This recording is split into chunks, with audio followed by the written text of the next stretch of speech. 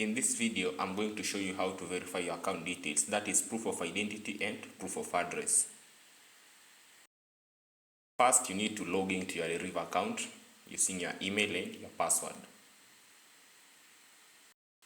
Use the email and password you used to create your account. If you have no account, link is in the description to create your first Deriv account and trade with me and receive free lessons.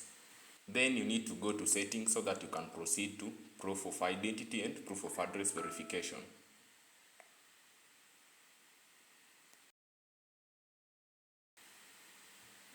The document submitted should clearly show all your personal details, including name, date of birth, and your picture. For proof of identity, you will need a valid issued government identification document such as a national ID, passport, or driver's license.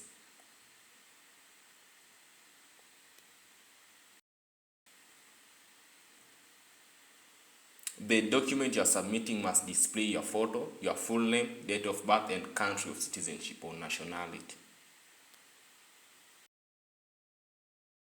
The document again must be in colored and show both the front and the reverse side, the reverse or back side.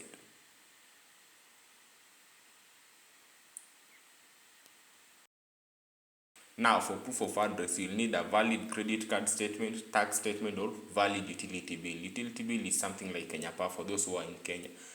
But for Kenyans, mostly use KRA. Make sure the proof of address you are submitting contain your full name, full address, house number, street number or name, the entity that issued the document, and the issue date. The entity that issued the document does mean whether it's KRA, Kenya Power, and so on.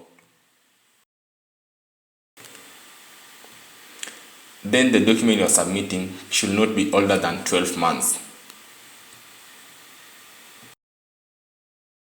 Now that's all you need to complete your proof of address and proof of identity. If it's unsuccessful, you'll receive an email that shows you where you went wrong and how to rectify your needs.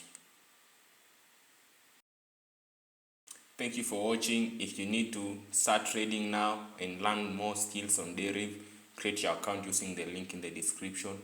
Join my community. If you want trading bots, you can email me. The email handles are on my description. Thank you.